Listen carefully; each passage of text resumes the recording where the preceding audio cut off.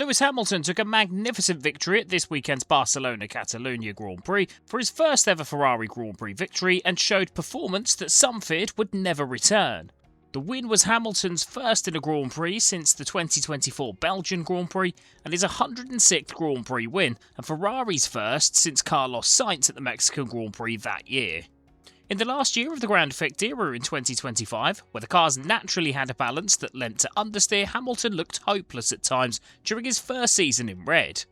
In 2026, it has been a reversal in fortunes for the seven-time champion, and he has looked a lot more like himself in a rules era which has put the car right on the nose in terms of handling balance, and Hamilton has reaped the rewards as the year has progressed. He's asserted himself over Ferrari stalwart Charles Leclerc, and at 41 points behind championship leader Kimi Antonelli, is an outsider in the conversation for the World Drivers' Championship. If it came to it, Ferrari would have no qualms about lining up behind him in a battle with Mercedes.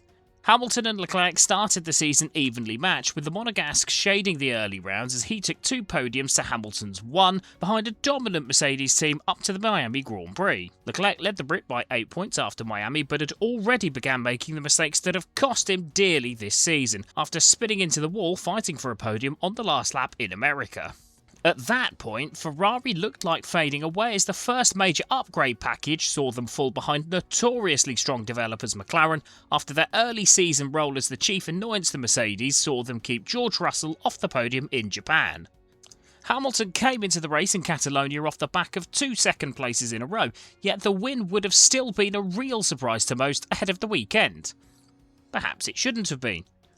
Ferrari's execution, allied with good pace from Hamilton, got them onto the podium in Montreal at the recent Canadian Grand Prix, as McLaren wasted the second fastest car and the 41-year-old powered past Verstappen late on, also helped out by Russell's retirement.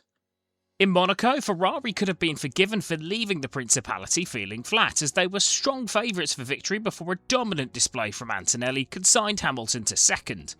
Leclerc himself was third until a strange crash at the final corner, which he later blamed on brakes.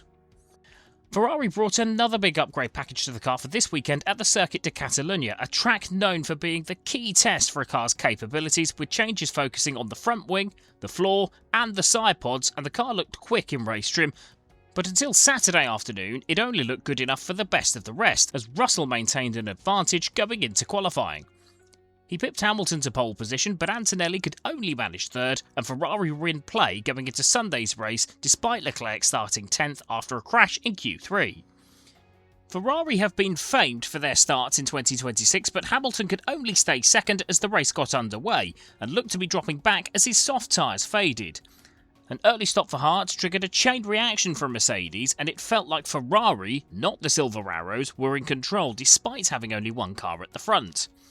Hamilton again pitted early at the end of lap 29 as Russell and Antonelli battled for the lead, the Brit taking chunks of time out of the battling duo to be just 7 seconds behind only 7 laps after pitting. Mercedes pitted for their second stop as Hamilton took the lead, when Fernando Alonso presented his old adversary with a perfect chance to pit as his Aston Martin retired on lap 41 to bring out the virtual safety car. Hamilton had a gap of 15 seconds to Russell and was able to pit to retain the lead, before simply driving away from the field. The saying goes that if you're quick in Barcelona, you'll be quick everywhere. Hamilton is clearly much happier with the new technical team around him after communication issues affected most of 2025, as well as changing brake discs to go back to carbon industry discs that he used at Mercedes instead of Ferrari's technical partner Brembo. A change in preparation, in which he's reduced simulator time in favour of weekend setup work, has also helped his recent renaissance. Time will tell as F1 heads next to Austria at a Red Bull Ring circuit that will favour engine power that Ferrari have lagged behind on, but after that it's a visit to Silverstone for the British Grand Prix, a circuit that, with its variety of corner profiles, is closer to Barcelona. If they pass those tests, then F1 in 2026 will not be a one-team affair.